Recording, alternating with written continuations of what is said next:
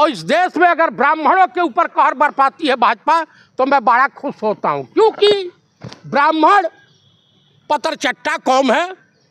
ये जो है बीजेपी के साथ पिटा पिटा करके ठीक हो जाएगा। जितने भी व्यभिचारी, भ्रष्टाचारी, दुराचारी ये भगवा वस्त्र पहन करके ये जो कुकर्म कर रहे हैं लोग, ये सनातन धर्म को बदनाम कर रहे हैं। इस तरीके से आरोप लग रहा है ईमेल के जरिए नवाब को लेकर के कि इसमें कितनी सच्चाई है, क्योंकि मोदी जी उनके कार्यक्रम में जाते हैं। कल परसों में अमित शाह जी गए हुए थे। देखिए, मोदी जी आसाराम के भी शिष्य थे और ये इनके व्यभिचारी, भ्रष्टाचारी, दुराचारी ये भगवा वस्त्र पहन करके ये जो कुकर्म कर रहे हैं लोग, ये सनातन धर्म को बदनाम कर रहे हैं। और सनातन धर्म की आड़ में बीजेपी इस देश का व्यापार कर रही है, देशवासियों का व्यापार कर रही है। अभी आपको बता दूं कि डॉलर 100 के पार गया, उसको दबाने के लिए तुरंत एनजीटी के माध्यम से गंगा को प्रदूषित करवा दिया गया। अरे ये सब छोड़िए, ये बताइए अमित शाह जी जिस प्रोग्राम में जाएंगे वो इंसान गलत हो सकता है? 101% गलत हो सकता है। क्यों नहीं गलत हो सकता है? अभी सोशल मीडिया पे खबर चल रही थी कि अनुराग ठाकुर और अमित शाह के बेटे जय शाह और शाहिद अफरीदी, जिन्होंने कि कश्मीर को स्वतंत्र मूल को घोषित करने की मांग कर रखी थी, पाकिस्तान के पूर्व क्रिकेटर हैं उनके बगल में, तो इससे साफ जाहिर नहीं होता है कि ये सब किसी भी स्तर पे गिर सकते हैं। आप बताइए, जो धीरेन्द्र ब्रह्मचारी, अरे क्या बोलते हैं, धीरेन्द्र शास्त्री, ये क्या था? इसकी बहन एक मौलाना के साथ, मतलब मुस्लिम व्यक्ति के साथ शादी कर ली। इसके बहन के शादी का पूरा खर्चा मुस्लिम समाज के लोगों ने कहा, और ये एहसान फरामोश कुंभ के मेलों में हिंदू राष्ट्र का निर्माण कर रहा है। हिंदू राष्ट्र बन गया, कुंभ तो समाप्त भी हो गया। आप मुझे बताइए कि दुनिया का पहला व्यक्ति है जो अमेरिकी संस्था, अमेरिका हितों के रक्षा के लिए ट्रेनिंग देती है। एक अलौकिक व्यक्ति है हिंदुस्तान का पीएम माननीय नरेंद्र दामोदर दास मोदी। 1993 में वहां जाके ट्रेनिंग लिए थे। आप उनके वेबसाइट पर जाइएगा, एकलौता इंटरनेशनल व्यक्ति है ये। तो इससे साफ जाहिर है कि लोग जो आरोप लगा रहे हैं कि आईएसआई से आरएसएस काफी पैसा लेती है। हिंदू बाबाओं से क्या दिक्कत है आपको? हिंदू बाबाओं से हमें शुद्ध रूप से साधु महात्मा हो, जगत गुरु शंकराचार्य हो, प्रेमानंद महाराज हो, जो इनके झांसे में ना हमें जो जनहित की बात करें, मुझे उनसे कोई एलर्जी नहीं है। आप बताइए, 1 साल छोटे व्यक्ति को, उम्र में 1 साल छोटा, ये 75 के हैं राजा बाबू, और पलटू राम 74 साल के, और एक बार जाकर के बिहार के डीएनओ को गाली दे करके आए थे। अभी पेड़ से सोना उगा रहे हैं अंधभक्तों, हिंदू अंधभक्तों।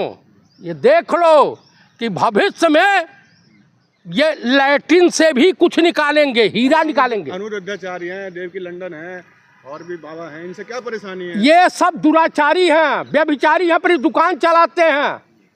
आप मुझे बताइए क्या लिखा है? यदा यदा ही धर्मस्य ग्लानिर्भवति भारताभ्युत्थानम् साधूनां च विनाशाय दुष्कृता। ये भगवत गीता में है। क्या कहा है कृष्ण ने भगवत गीता में? कोई भी भाषा, कोई भी धर्म बुरा नहीं होता है, उसका की परिभाषा करने वाले बुरे होते हैं, अपने जो स्वार्थ अनुसार परिभाषित करते हैं। आप मैं बता दे रहा हूं कि ये सब जो है हिंदुस्तान को बेचने को, हिंदुस्तान को बर्बाद करने का ठेका ले रखे हैं। कौन ले रखे हैं बताओ तो? ये बीजेपी वाले, धीरेन्द्र शास्त्री, अनुरुद्धाचार्य, और है जो सतगुरु का नाम है वासुदेवानंद, जिनके बारे में कि लड़कियों को नग्न करके इनको दीक्षा दिया जाता है। श्याम मीरा सिंह की रिपोर्ट है, पत्रकार हैं, अगर वो रिपोर्टिंग किए हैं, खोजी पत्रकार हैं, तो जरूर कुछ उसमें कुछ सच्चाई होगी। डॉलर 100 के पार हो गया है हिंदुस्तान की, और बिना काहे मुकदमा कर देना। क्या है आपका? आप मुकदमा वहाँ पूरा वीडियो है। नहीं, इस तरह से बाबा को बदनाम नहीं कर सकते। मैं नहीं कर रहा हूँ भाई, मैं भी कह दूंगा आप भी सप्लाई करते हैं। मैं नहीं कर, पत्रकार हो, कुछ भी बोल दूंगा। आप बोलिए। उन्होंने सबूत क्या है? एविडेंस के साथ अगले ने अगर सोशल मीडिया पे घूम रहा है तो विदाउट पत्रकार महोदय ने सबूत दिया। हाँ दिया होगा, आपने देखा ना? हमने देखा। आप सनातन को बदनाम कर रहे हैं। मैं सनातन को हम बदनाम काहे करने जाए भैया? हाँ। ये सोशल मीडिया पर ये बताइए, आसाराम सनातन की आड़ में लड़कियों का यौन शोषण कर रहे थे महिलाओं का, वो क्या था आप बताइए? 1500-1600 रुपया में सीडी गुजरात की पुलिस ने गिरफ्तार किया। नग्न महिलाओं को नहाते हुए, इतना डूबते हुए, इतना ये करते हुए गुजरात की पुलिस ने गिरफ्तार जब किया। देखो सनातन के खिलाफ बोलते हो। मैं सनातन विरोधी नहीं हूँ, लेकिन ढोंगियों, भ्रष्टाचारियों, व्यभिचारियों, देश के व्यापारियों के विरोधी हूँ जो देश बेच रहे हैं। और नरेंद्र मोदी, देखिए सुनिए, हमारे राजनीतिक गुरु पूर्व प्रधानमंत्री स्वर्गीय चंद्रशेखर जी ने कहा था, जब मॉडर्न फूड बेकरी को अरुण शौरी ने बेच दिया था अटल जी की सरकार में, तो चंद्रशेखर जी खुले मंच से पार्लियामेंट में कहा था कि गुरुदेव, हमारे पूर्वांचल में ये कहावत है कि बाप की सजोई हुई धरती या संपत्ति को अगर बेटा बेचता है तो उसे नालायक और नकारा कहा जाता है। मैं दावे के साथ कह सकता हूं कि देश का प्रधानमंत्री नालायक भी है और नकारा भी है। तो सनातन विरोधी कौन है? सनातन विरोधी नरेंद्र मोदी हैं, मोहन भागवत हैं। कैसे लगता है आपको? इसलिए लगता है कि आप कुंभ आस्था का प्रतीक है, मंदिर आस्था का प्रतीक है, और कुल मिला करके इसकी आड़ में आपको भारतीय राजनीति संविधान से दूर रखना चाहिए। आस्था जिसके प्रति हो, कोई कृष्ण को मानता है, कोई राम को मानता है, कोई राधा रानी को मानता है, कोई शिव को मानता है, कोई हनुमान जी को मानता है, कोई परवरदिगार आलम को मानता है, कोई गॉड को मानता है, कोई वाहे गुरु को मानता है, सबके है। आपने एप्लीकेशन दिया, थाने गए आप? किसके लिए?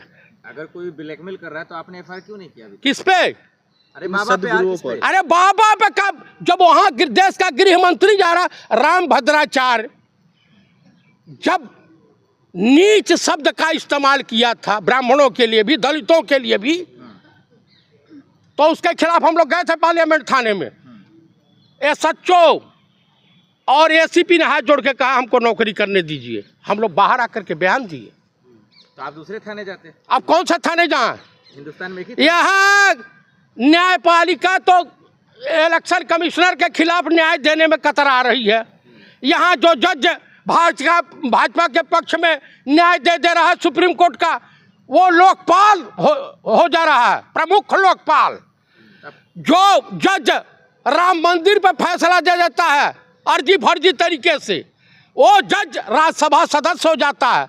जो जज इनके खिलाफ जाता है वो जस्टिस लोया हो जाता है। तो कांग्रेस के नेता भी बहुत सारे गए ना, जज में नहीं गए, वो भी गए राज्यसभा। इससे क्या मतलब? कौन गया है? बहुत सारे हैं। कौन है? नाम गिनाइए ना, नाम गिनाइए। नहीं, नाम गिनाइए, मैं बता रहा हूं, आप सुनिए।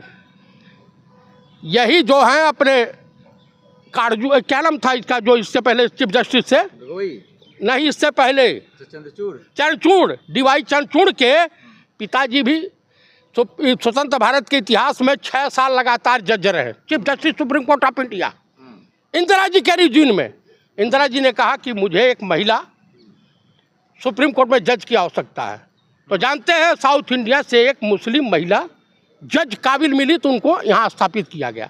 तो कुल मिलाकर के मैं यही कहूँगा कि देश की स्थिति परिस्थिति, देश लगभग आर्थिक रूप से बर्बाद हो चुका है, गुलाम हो चुका है। और अगर विपक्ष की पार्टियां, विपक्षी दल अगर एक नहीं रहे, वैसे तो नीतीश बाबू का उनके बेटे ने तो तमाम अपना रोना रो ही लिया। इनको तो बता रहा है कि लाडले बोल सकते हैं या कुछ भी बोल सकते हैं। मोदी जी चूँकि गठबंधन में हैं तो कहा लालू प्रसाद जी के बारे में कहा वो तो मेरे अंकल हैं। तो कुल मिलाकर के भविष्य के एकनाथ शिंदे, जगन मोहन रेड्डी और नवीन पटनायक अगले नीतीश कुमार होने जा रहे हैं। और संभवतः जो चर्चाएं मार्केट में छन के आ रही हैं, किसी वक्त भी गठबंधन बिहार में टूट सकता है एनडीए का, और भारत सरकार भी लगभग मृत प्राय हो गई है, कभी भी जा सकती है। चंद्रबाबू नायडू भी इनसे परेशान है और एकनाथ शिंदे भी परेशान है, नीतीश जी परेशान है, तमाम इनके जो विरोधी जो इनके सहयोगी दल है परेशान है। इनका साथ छोड़ने के लिए नहीं तो सब लोग जान रहे हैं कि हम जगन मोहन रेड्डी या नवीन पटनायक होने में देर नहीं लगेगी। भाजपा वो जोंक है जहां चिपकी खून चूस लेती है। अभी तो देशवासियों का, देश का खून चूस रही है, अब भविष्य में किसका चूसेगी। और इस देश में अगर ब्राह्मणों के ऊपर कहर बरपाती है भाजपा तो मैं बड़ा खुश होता हूँ, क्योंकि ब्राह्मण पतर चट्टा कौम है। ये जो है बीजेपी के साथ पिटा करके ठीक हो जाएगा।